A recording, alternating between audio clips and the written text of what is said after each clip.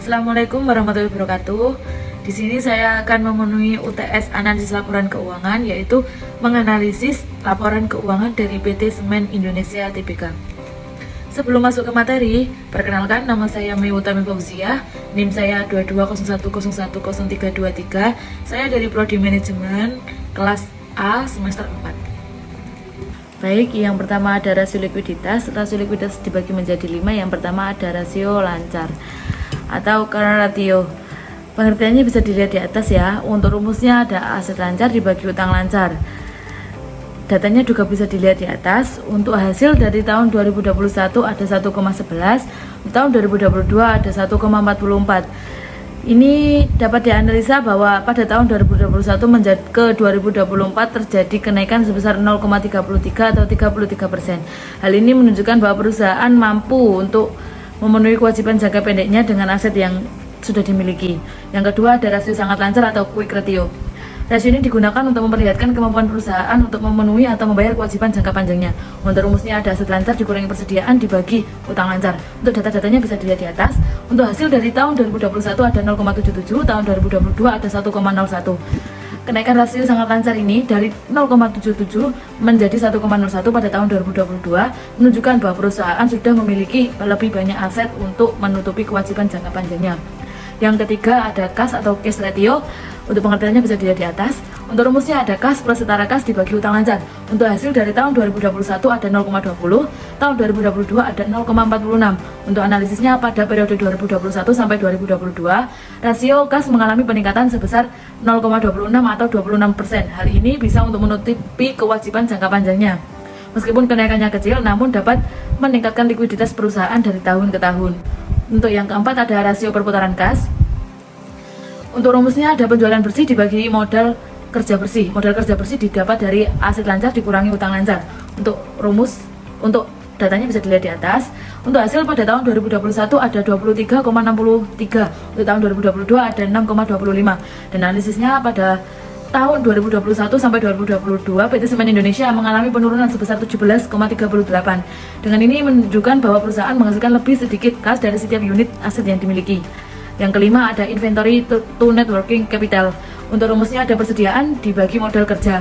Pada tahun 2021 hasilnya ada 3,12, untuk tahun 2022 ada 0,96. Untuk analisisnya, PT Semen Indonesia pada tahun 2021 sampai 2022 mengalami penurunan sebesar 2,16. Baik, yang kedua ada rasio aktivitas terbagi menjadi 6. Yang pertama ada perputaran piutang. Perputaran piutang rumusnya ada penjualan dibagi piutang. Untuk tahun 2021 hasilnya ada 0,54, tahun 2022 ada 0,50.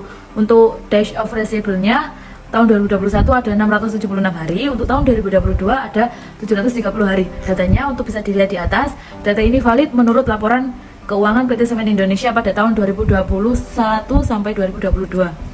Untuk analisisnya dari perbandingan di atas dapat disimpulkan bahwa PT Semen Indonesia mengalami penurunan dan dalam perputaran piutangnya. Jika pada 2021 dapat mengumpulkan piutangnya selama 676 hari, namun pada tahun 2022 harus lebih lama atau sekitar 730 hari. Yang kedua ada perputaran persediaan. Untuk rumusnya ada penjualan dibagi persediaan. Untuk tahun 2021 ada 0,16 hasilnya dan harinya terkumpul 537 hari. Untuk yang 2022 ada 0,53 hasilnya dan dalam satu periode ada 689 hari. Analisisnya dari perbandingan di atas dapat disimpulkan bahwa PT Semen Indonesia mengalami penurunan.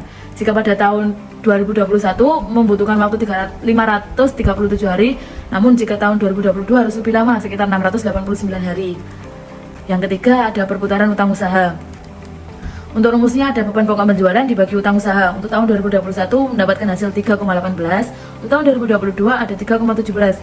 Untuk hari dalam satu periode, tahun 2021 ada 115, tahun 2022 pun juga mengumpulkan dalam 115 hari.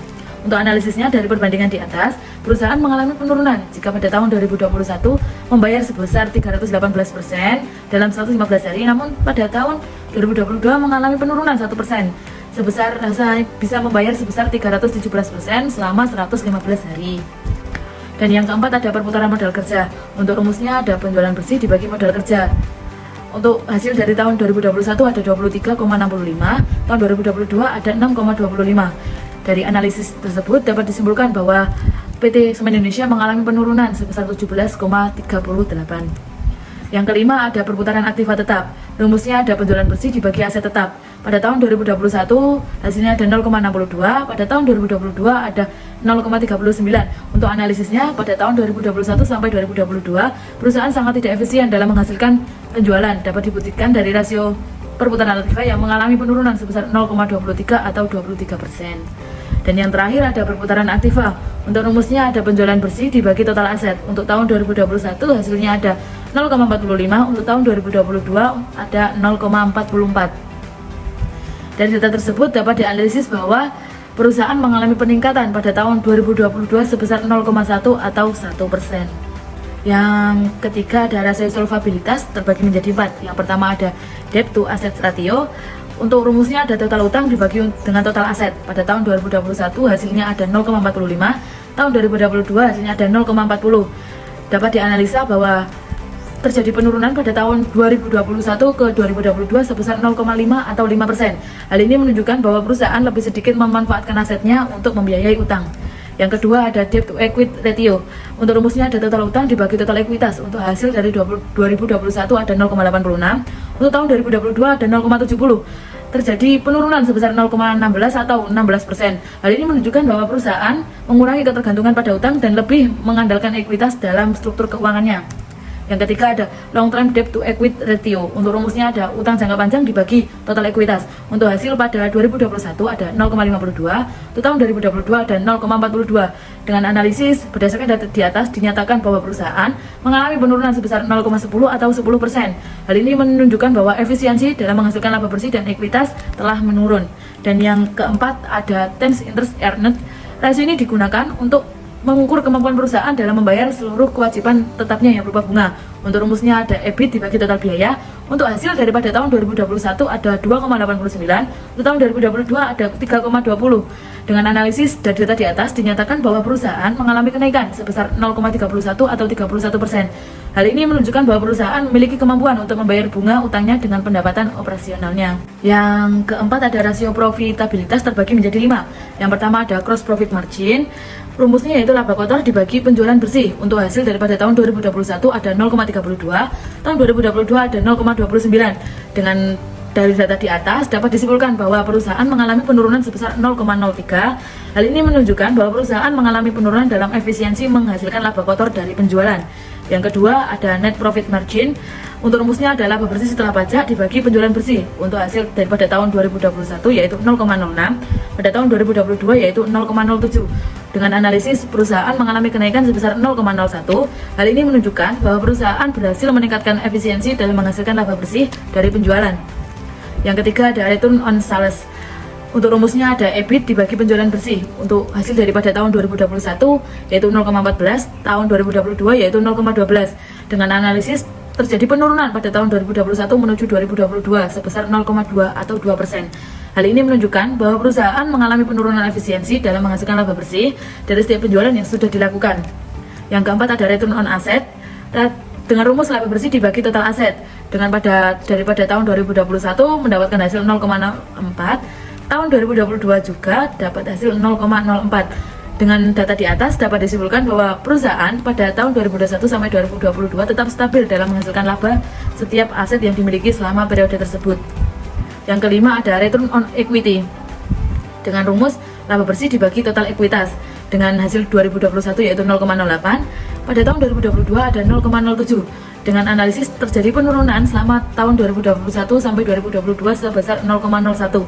Hal ini menunjukkan bahwa perusahaan mengalami penurunan efisiensi dalam menghasilkan laba bersih dari ekuitas pemegang saham. Rasio yang terakhir yaitu rasio pasar. Rasio pasar ini juga terbagi menjadi 2. Yang pertama ada price earning ratio dengan rumus harga pasar per lembar dibagi laba per lembar saham. Daripada tahun 2021 mendapatkan hasil 1,74, tahun 2022 1,26. Dengan analisis dari data di atas terjadi penurunan pada tahun 2021 ke 2022 sebesar 0,5 atau 5%. Hal ini disebabkan oleh beberapa faktor seperti peningkatan pendapatan per lembar saham atau penurunan harga saham. Yang kedua ada earning per share dengan rumus laba bersih dibagi jumlah saham yang beredar. untuk tahun 2021 dengan hasil 0,0006, tahun 2022 dengan hasil 0,0005.